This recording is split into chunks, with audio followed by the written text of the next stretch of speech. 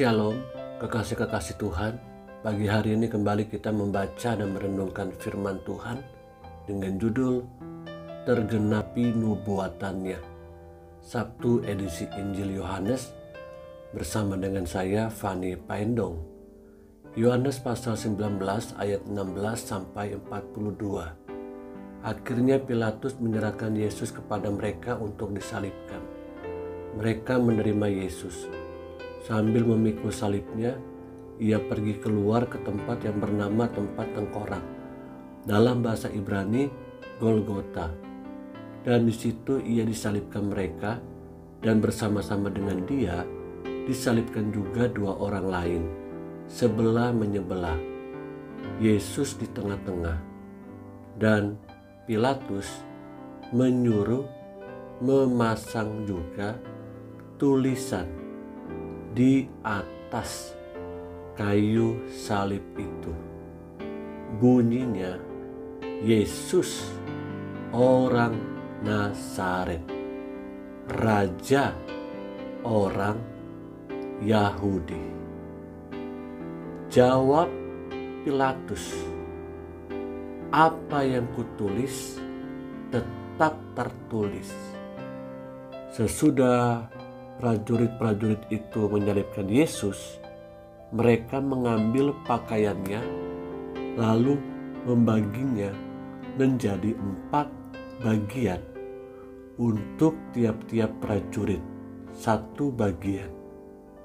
Dan jubahnya juga mereka ambil. Jubah itu tidak berjahit. Dari atas ke bawah hanya 1 tenunan saja. Karena itu mereka berkata seorang kepada yang lain, janganlah kita membaginya menjadi beberapa potong, tetapi baiklah kita membuang undi untuk menentukan siapa yang mendapatnya. Demikianlah hendaknya supaya genaplah yang ada tertulis dalam kitab suci. Mereka membagi-bagi pakaianku di antara mereka, dan mereka membuang undi atas jubahku. Hal itu telah dilakukan prajurit-prajurit itu. Dan dekat salib Yesus berdiri ibunya dan saudara ibunya, Maria istri Klopas dan Maria Magdalena. Ketika Yesus melihat ibunya dan murid yang dikasihinya di sampingnya, berkatalah ia kepada ibunya, "Ibu, inilah anakmu." Kemudian katanya kepada muridnya, "Inilah ibumu." Dan sejak saat itu, murid itu menerima dia di dalam rumahnya. Sesudah itu, karena Yesus tahu bahwa segala sesuatu telah selesai, berkatalah ia, supaya genaplah yang ada tertulis dalam kitab suci, "Aku haus." Di situ ada suatu bekas penuh anggur asam.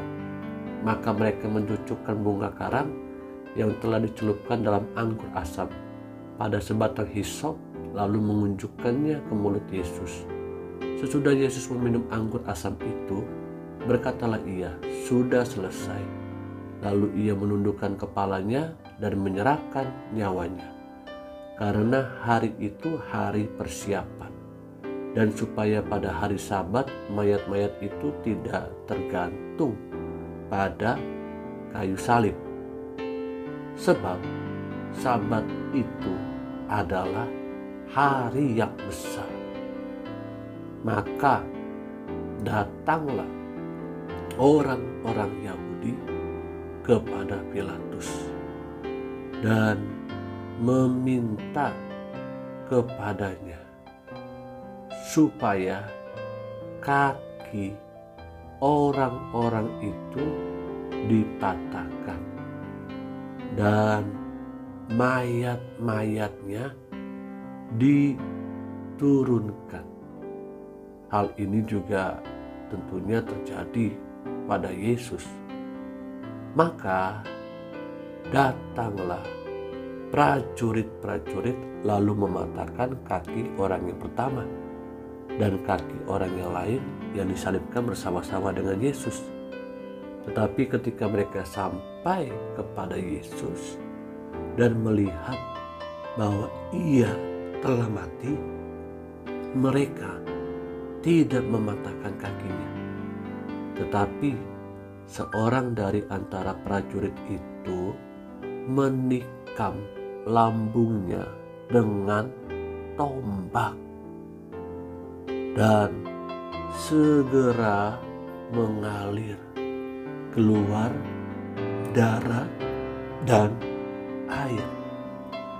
Dan orang yang melihat hal itu sendiri memberikan kesaksian ini, dan kesaksiannya benar, dan ia tahu bahwa ia mengatakan kebenaran, supaya kamu juga percaya. Sebab hal itu terjadi supaya genaplah yang tertulis dalam kitab suci. Tidak ada tulangnya yang akan dipatahkan. Dan ada pula nas yang mengatakan mereka akan memandang kepada dia yang telah mereka tikam. Sesudah itu Yusuf dari Arimatea, ia murid Yesus, tetapi sembunyi-sembunyi karena takut kepada orang-orang Yahudi, meminta kepada Pilatus supaya ia diperbolehkan menurunkan mayat Yesus. Dan Pilatus meluluskan permintaannya itu. Lalu datanglah ia dan menurunkan mayat itu. Juga Nikodemus datang ke situ. Dialah yang mula-mula datang waktu malam kepada Yesus. Ia membawa campuran minyak mur dengan minyak gaharu, kira-kira 50 kati beratnya. Mereka mengambil mayat Yesus, mengapaninya dengan kain lenan dan membubuhinya dengan rempah-rempah menurut adat orang Yahudi bila menguburkan mayat. Dekat tempat di mana Yesus disalibkan ada suatu taman, dan dalam taman itu ada suatu kubur baru yang di dalamnya belum pernah dimakamkan seseorang. Karena hari itu hari persiapan orang Yahudi, sedang kubur itu tidak jauh letaknya, maka mereka meletakkan mayat Yesus ke situ. Kekasih-kekasih yang Tuhan Yesus rindukan, tergenapi semua nubuatan tentang penderitaan, kematian, bahkan kebangkitan Tuhan kita Yesus Kristus. Mari bersama-sama kita percaya akan nubuatan-nubuatan ini, dan Tuhan kita itu sudah hidup, bangkit buat kita semua. Amin.